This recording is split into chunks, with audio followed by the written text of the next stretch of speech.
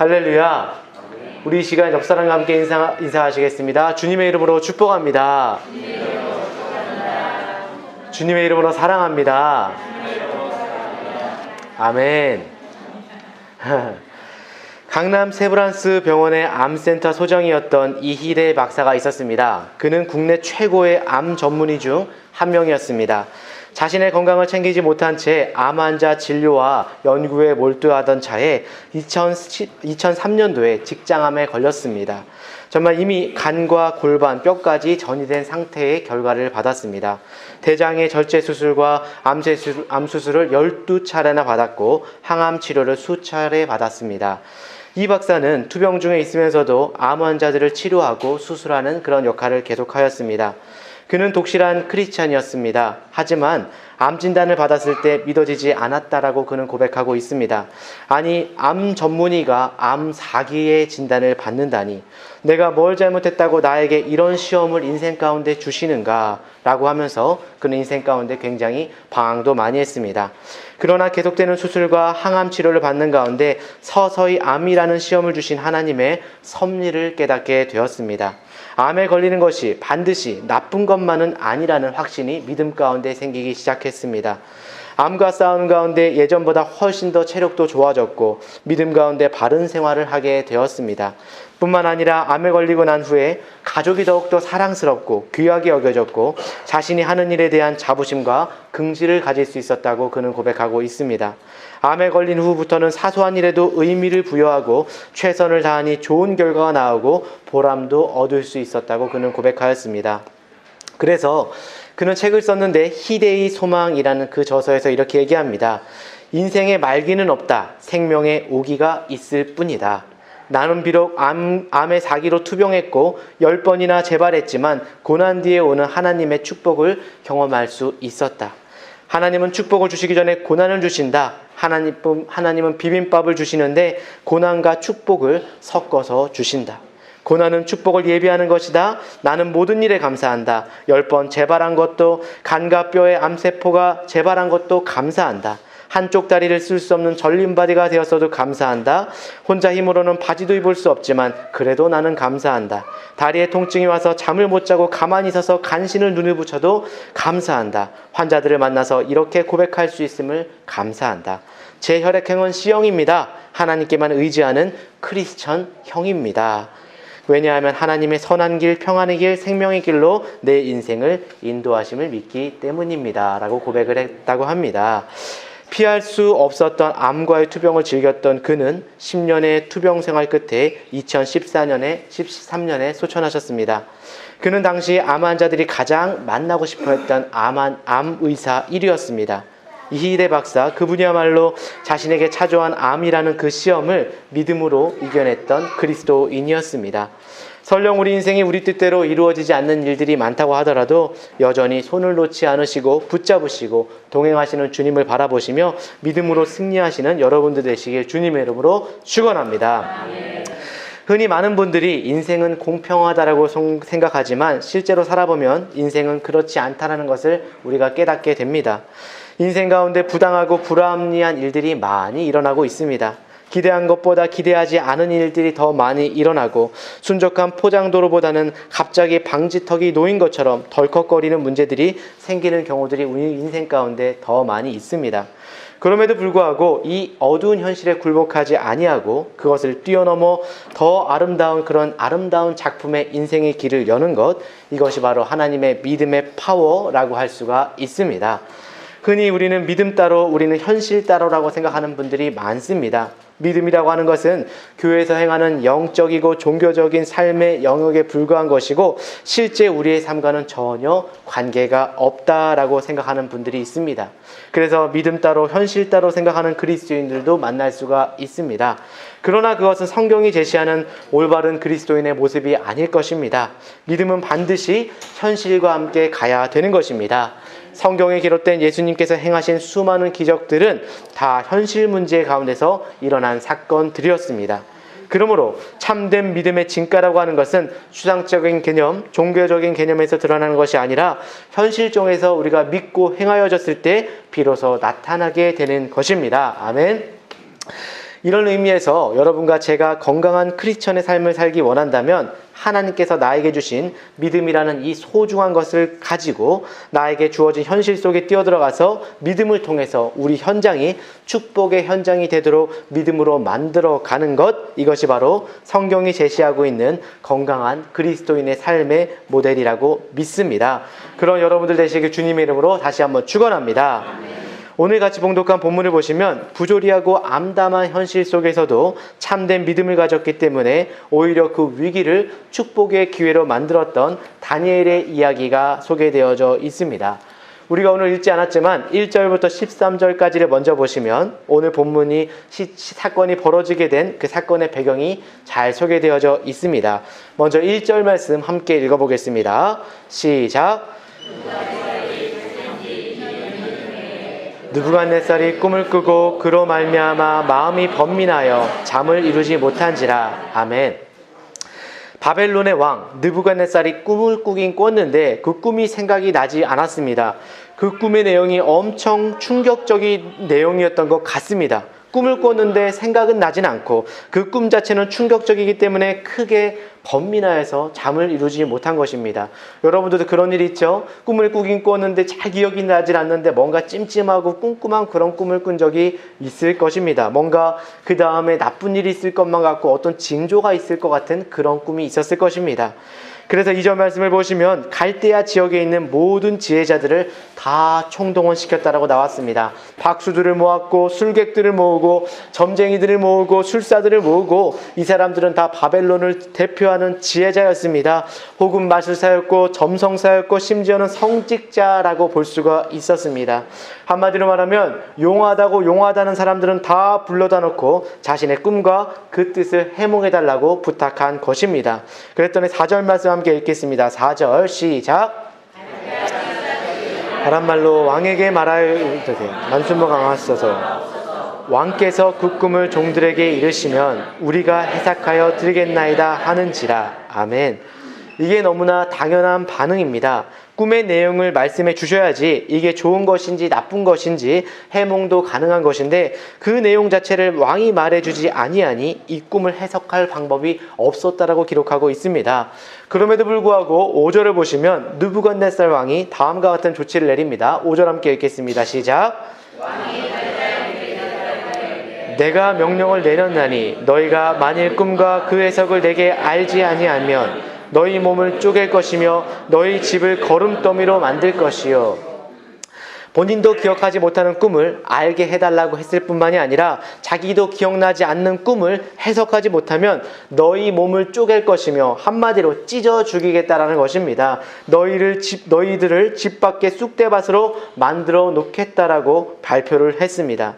여러분 생각하시면 이것이 말이 되는 일일까요? 본인도 기억하지 못하는 꿈을 어떻게 다른 사람이 해석할 수가 있겠습니까? 그리고 이것을 해석하지 못한다고 몸을 찢어버리고 집안을 쑥대밭으로 만든다는 것이 이해가 되십니까?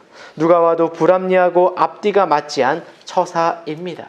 그런데 11절 말씀 한번 보시겠습니다. 11절 시작.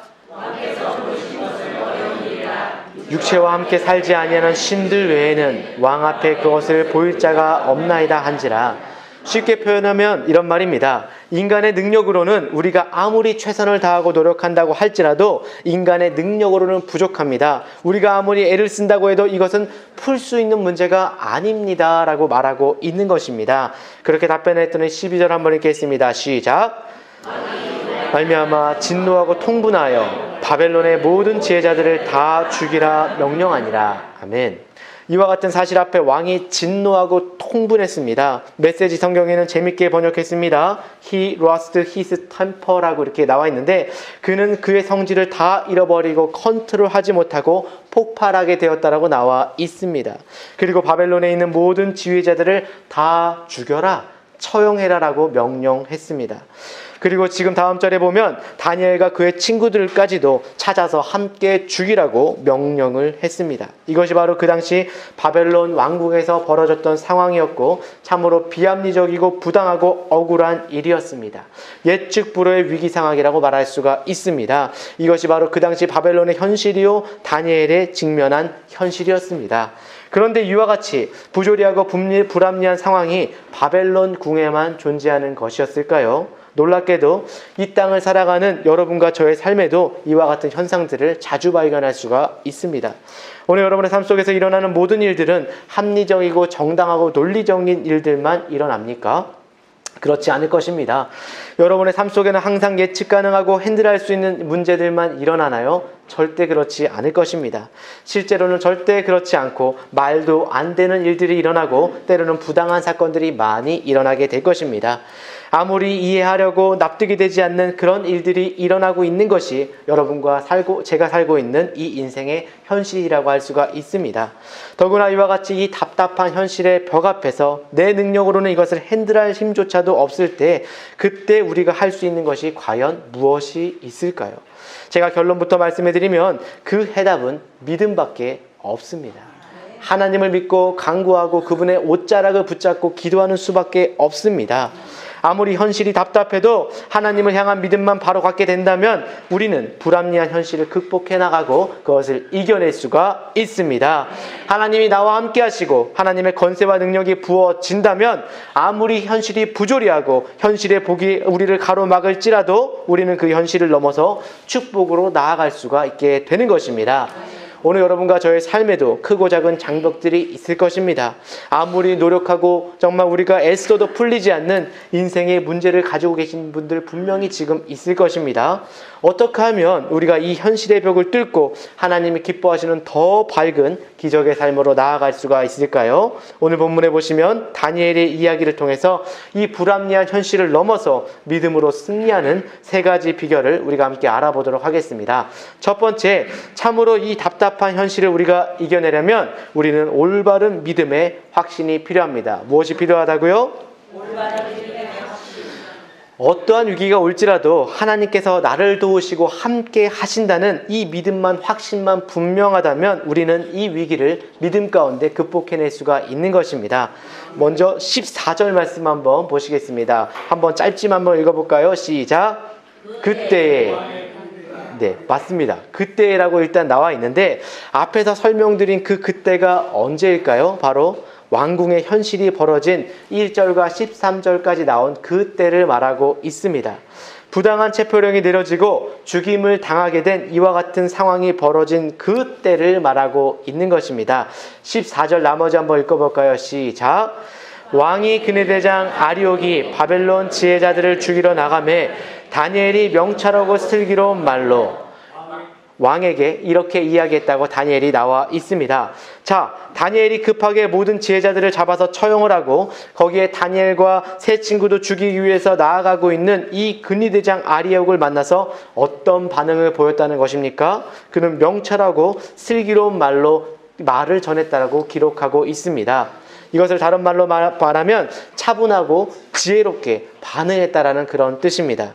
우리 같으면 어떻게 반응했을까요? 막 흥분했을 수도 있을 것입니다. 아니 이게 말이 됩니까? 내가 무엇을 잘못했다고? 난 아무것도 하지 않았는데 정말 자기도 기억나지 않는 꿈을 가지고 왜 우리를 죽인다고 하는 말입니까? 라고 소리쳤을 수도 있습니다. 어쩌면 공포 때문에 패닉 가운데 빠질 수도 있었을 것입니다. 그런데 다니엘은 전혀 흥분하지 아니하고 조용하고 차분하게 근위대장에게 말을 하고 있습니다. 15절 함께 읽겠습니다. 시작.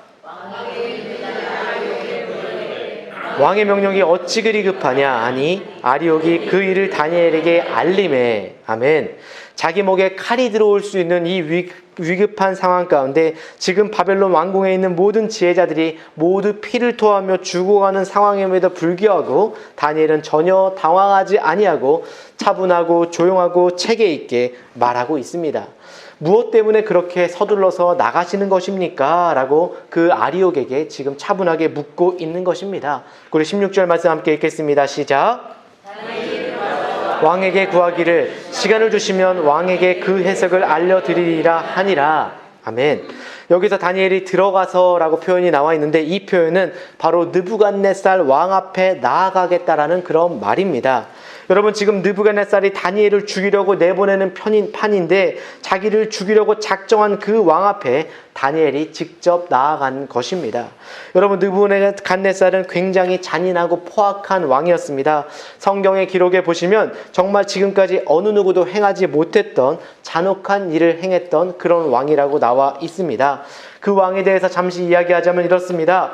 열왕기와 25장 말씀을 보시면 유다의 마지막 왕인 시드기야 왕이 붙잡혔을 때 그 왕이 보는 앞에서 그 아들과 왕자들을 다 처형합니다. 왕이 보는 앞에서 자기 자녀들을 처참하게 한 명씩 다 죽이는 것입니다.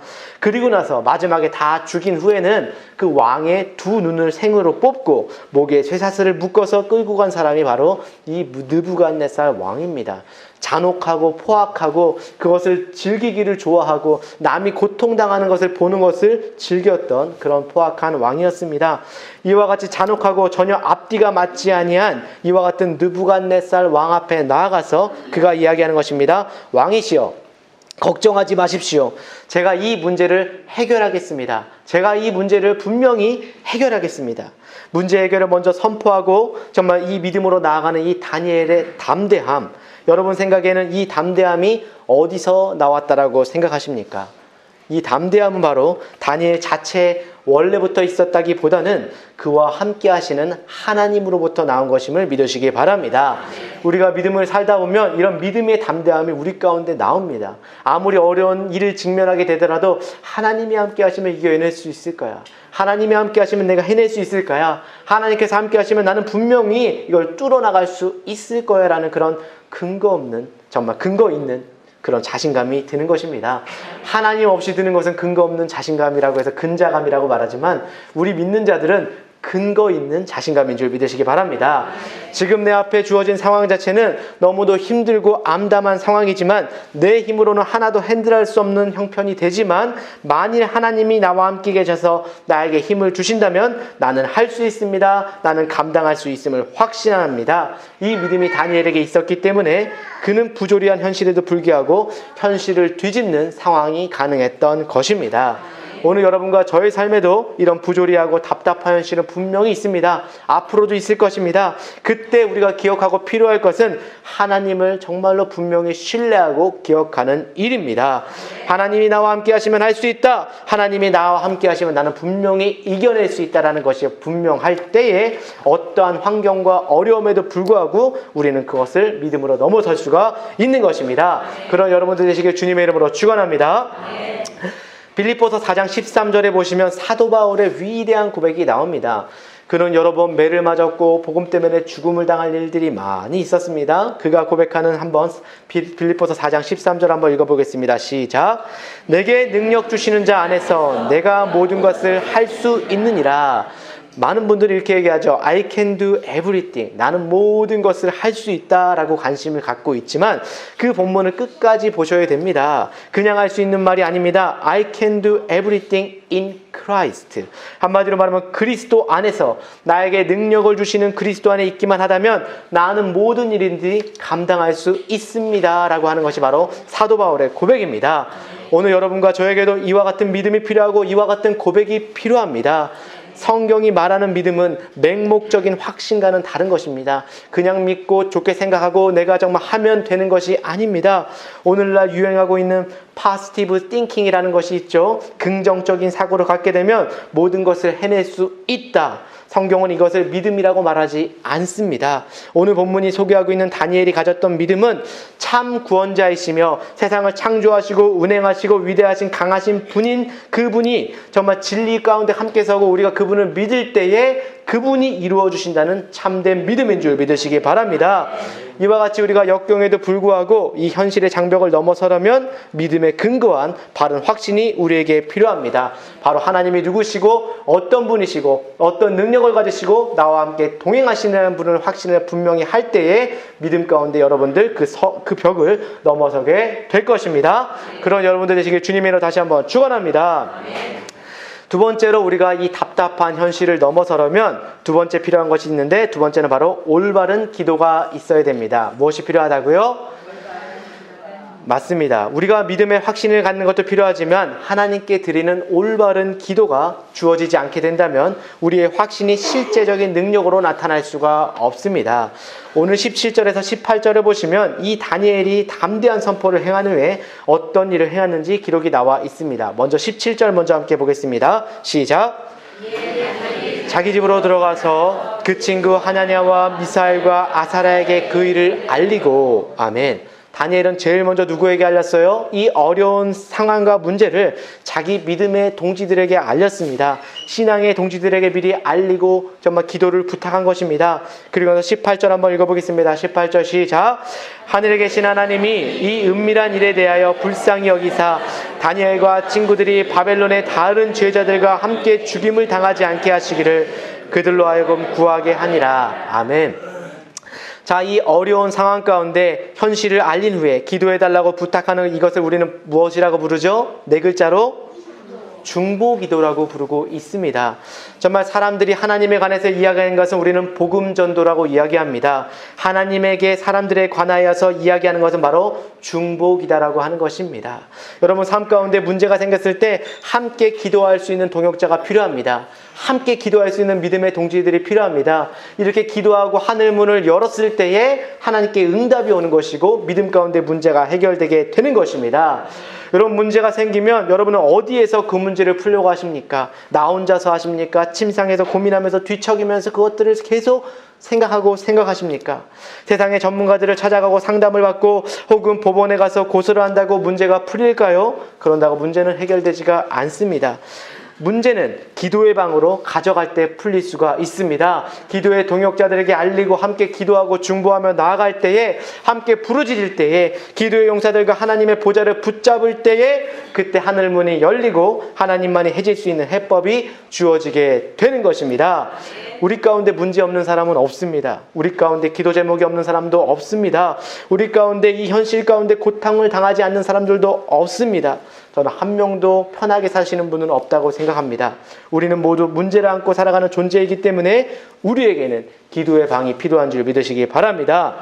우리 가슴에 응어리지는 모든 문제들을 안고 우리 가정의 문제들, 사업과 진로와 학업에 대한 문제들, 자녀들에 대한 문제들, 우리 민족과 교회의 모든 문제를 안고 나와서 하나님께 간절히 부르짖을 때에 하나님께서 그것을 들으시고 우리 가운데 역사해 주실 것입니다. 그때 하늘문을 여시고 새로운 기적을 보여주실 줄 믿습니다. 여러분들 마음속에 고민이 있다면 고민만 하지 마시고 탄식만 하지 마시고 중보의 기도의 자리로 나오셔서 부르짖으시기 바랍니다. 기도 제목이 있다면 옆 사람에게도 알려주시고 가정에게도 친척들에게도 알리셔서 함께 중보하기를 믿음으로 나아가시길 바랍니다. 이와 같이 우리 현실이 답답하고 어려울지라도 이것을 넘어서려면 1차적으로는 하나님께서 함께 계시면 가능하다는 믿음의 확신이 필요합니다. 2차적으로는 함께 부르짖으면 하늘문이 열린다고 하는 올바른 기도, 중보의 확신이 필요한 줄 믿으시기 바랍니다. 마지막 세 번째로 우리가 이 답답한 현실을 이겨내려면 하나님의 개입이 필요합니다. 무엇이 필요하다고요? 하나님의 개입. 19절 말씀 한번 읽어보겠습니다. 시작!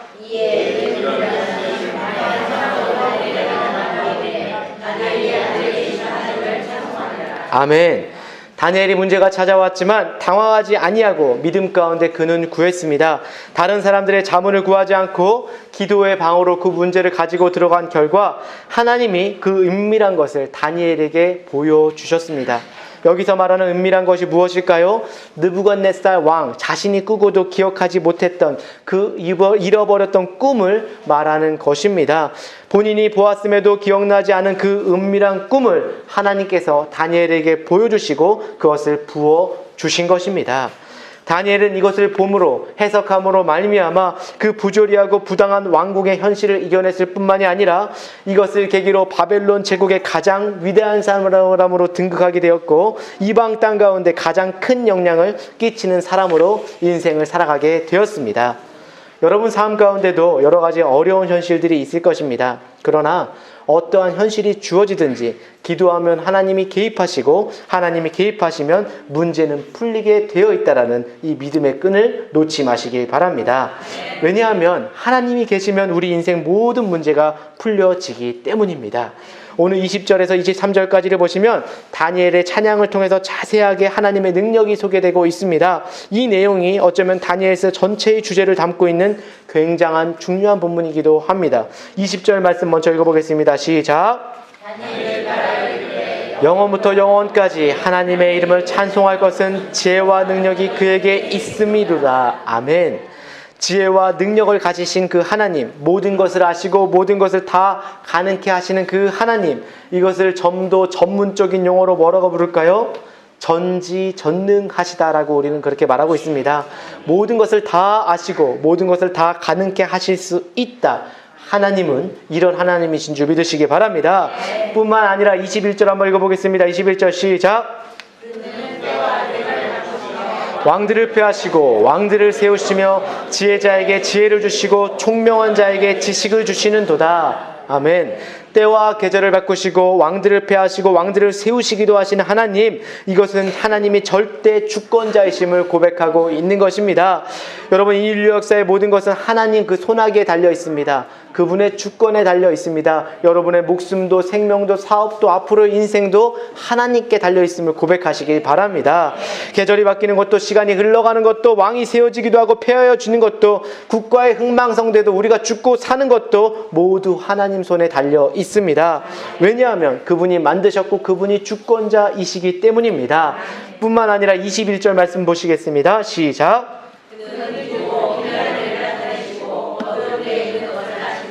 또 빛이 그와 함께 있도다. 아멘. 그는 지혜의 근본이십니다. 지혜와 지식의 근본이신 하나님이 되시고 모든 길을 아시고 모든 어둠에 빛을 비추시는 분이시기 때문에 어두움의 어떠한 상황이 임할지라도 앞이 보이게 되어 있습니다. 열리게 되어 있습니다. 그분은 빛이시라고 요한복음에 나와 있습니다. 그분이 말씀으로 빛이 있으라고 하시면 이 세상은 빛이 있었습니다. 하나님은 빛이시기 때문에 어둠은 떠나갈 수밖에 없습니다. 여러분의 어둠이 있습니까? 어둠의 현실이 있다면 그 빛이신 하나님을 여러분 개입시키시길 바랍니다. 초청하시길 바랍니다. 그럴 때 여러분의 어둠의 문제를 환하게 비춰주실 것입니다. 23절 한번 읽어보겠습니다. 23절 시작. 나의 주상대 하나님이여 주께서 우리에게 지혜와 능력을 주시고 우리가 지혜와 것을 내게 알게 하셨사오니 내가 주께 감사하고 주를 찬양하나이다. 곧 주께서 왕의 그 일을 보이셨나이다 하니라. 아멘. 이와 같이 모든 능력과 지혜와 지식과 빛과 주권자가 되시는 그 하나님이 여러분과 저에게 주실 능력에 대한 약속이 이 23절에 있습니다. 하나님은 전지전능하신데 이 놀라운 능력을 소유하신 하나님이 그 능력과 그 권세를 우리에게도 주실 수 있다고 분명히 23절에 밝히고 있습니다. 이것만큼 놀라운 약속이 어디 있습니까? 하나님께서 이런 분이 우리에게 약속을 주시고 이것들을 이루고 계셨다고 하는 것입니다. 여러분들에게 지혜가 필요하시고 힘이 필요하십니까? 어떻게 하면 될까요? 하나님께 나아가서 구하면 하나님께서 주시는 것입니다. 이것은 제가 하는 말이 아니라 야고보서 1장 5절에 나와 있습니다. 한번 읽어보겠습니다. 야고보서 1장 5절 시작.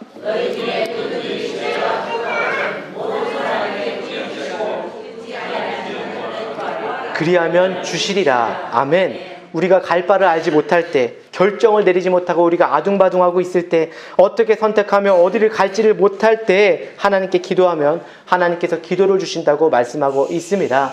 제가 새벽 기도에 대해서 참 놀라운 능력을 발견한 것이 예전에 사역하던 그 교회였는데, 새벽 3시 반만 되면 일어나야 돼요. 운행해야 되니까 일어나야 돼요. 새벽 운행 끝나고 오면 6시 40분, 7시가 돼요. 굉장히 피곤했습니다. 어쨌든 간에 맨날 운행을 해야 됐어요. 근데 그런 상황 속에서도 정말 죽으나 사나 십자가 앞에 매달리고 기도할 때에 신기한 능력을 경험을 했습니다. 새벽에 잠깐 기도하는 그 순간에 하나님께서 지혜를 막 주시는 거예요.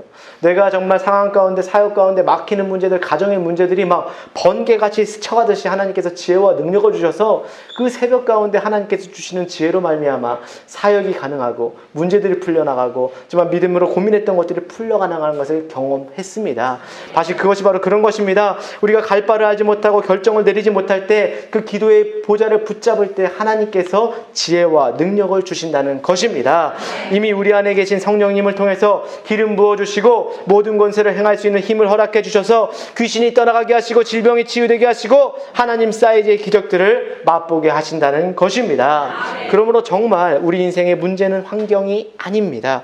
우리 삶에 주어진 여건이나 현실이 아닙니다. 현실은 언제나 어두운 것이며 가변적이고 변형하는 것이 우리의 인생이고 현실입니다. 그러므로 세상 환경에 우리의 포커스가 있는 것이 아니라 우리는 모든 것을 다스리시고 주관하시는 하나님께 포커스를 마시고 초점을 맞춰야 될 줄 믿으시기 바랍니다. 여러분, 그 하나님이 여러분과 동행하시기만 한다면, 여러분의 인생의 주권자가 되시기만 한다면 그 능력과 권세를 베풀어 주셔서 여러분이 감당하지 못할 일이 없음을 믿으시기 바랍니다. 어려운 현실은 존재하지 않습니다. 이길 수 있고 극복할 수 있고 현실을 뒤집어 축복이 되게 할 수가 있습니다. 여러분 잘 아시는 제임스 얼윈이라는 비행사의 이야기가 있습니다. 이분은 아폴로 15호를 타고 달나라에 다녀온 우주 비행사이십니다. 그분이 정말 1972년도에 한국을 방문한 적이 있었는데 그때 이런 증언을 하였습니다. 이 제임스 얼윈이 탄 비행기가 우주에서 임무를 마치고 지구로 귀환을 할 때 대기권을 통과해서 지상으로 내려오고 있었습니다. 대기권을 우주선을 통과할 때 얼마나 빨리 내려오는지 공기와 마찰이 너무 세서 불꽃이 일어나고 정말 그 소재가 약하면은 정말 우주 비행사들이 다 타 죽기 때문에 얼마나 강한 소재를 개발하는 것이 바로 우주선의 그런 임무입니다.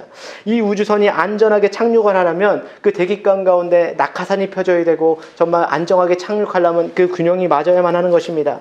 모두 3개의 낙하산이 펴져야지 속도와 균형이 유지되어서 안전하게 내려올 수가 있었습니다. 그런데 귀환하는 그 우주선에서 갑자기 2개밖에 낙하산이 펴지지 않은 것입니다.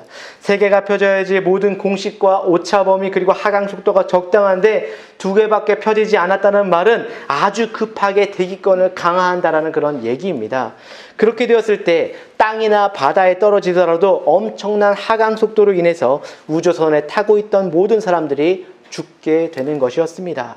그때 나사 본부에 연락하고 비상조치를 그가 다 취해봤지만 아무런 소용이 없었습니다. 그 순간 제임스 얼윈 대령은 하나님 앞에 무릎을 꿇고 기도했습니다. 하나님, 우리가 우주를 다녀왔고 우리가 고도의 기술이 발전해서 인간이 거기까지 갔다 온다고 했지만 우리는 주님 앞에 비록 인간일 뿐입니다. 하찮은 인간일 뿐입니다. 오직 당신의 손길만이 우리를 건질 수가 있습니다. 이 시간 우리를 생명 가운데 건져 주십시오. 도와주십시오. 라고 그 떨어지는 우주선 안에서 간절하게 기도를 했습니다. 그랬더니 기도를 했는데 기도가 끝난 지 얼마 후에 지상에서 공중으로부터 회오리 바람이 불기 시작했습니다. 땅에서 회오리가 바람이 부니까 낙하산 1개를 더 핀 것과 같은 효과가 일어나게 되었습니다. 물론 사람들은 그것을 우연이라고 말할지 모르겠습니다. 그렇지만 제임스 얼윈 대령은 그렇게 간증하지 않았습니다. 그의 마지막 간증 결론은 이와 같습니다.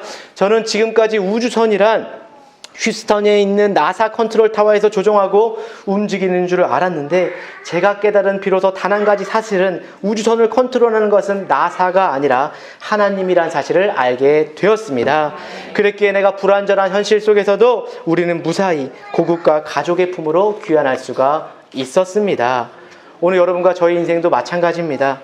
오늘 여러분의 인생의 컨트롤 타워는 나사가 아닙니다. 내가 아니고 세상이 아니고 친구가 아닙니다.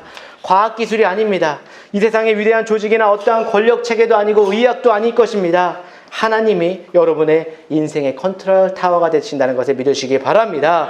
그분이 조정하시고 그분이 만지시고 그분이 회복하시고 그분이 다스려 주셔서 여러분이 어떠한 위기를 당할지라도 여러분을 건져내 주시고 가장 빛나고 아름다운 승리자로 만들어 주실 것입니다.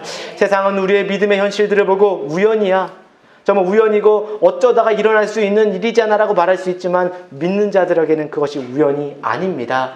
정말 우리가 믿는 것, 예수 믿는 것은 무엇이라고 했습니까? 받은 증거 많다라고 했습니다. 기도할 때마다 지혜를 주시고 증거를 주시는 그 하나님이 함께 하실 때에 여러분의 인생의 컨트롤 타워는 주님인 줄 믿으시기 바랍니다. 그러므로 이 시간에 우리 모두가 힘든 현실에 처한 분이 계실지라도 어려운 현실에 당하거나 힘들어만 하지 마시고 현실마저도 뒤집을 수 있는 그 하나님의 능력을 붙잡으시길 바랍니다. 이 어두운 현실이 변화해서 축복이 되게 해주세요. 하나님, 내가 할 수 없는 인생의 문제들을 하나님께서 만져주시고 다스려주셔서 이 문제가 해결되게 하시고 한 걸음 더 나아가서 하나님의 영광의 복음의 증거가 될 수 있도록 그렇게 도와주세요. 하나님 내 인생 가운데 써주시고 내 인생을 영화롭게 해달라고 그렇게 기도하시기 바랍니다. 이와 같은 고백으로 하나님께서 기도하실 때에 하나님께서 여러분과 분명히 함께 하실 것입니다.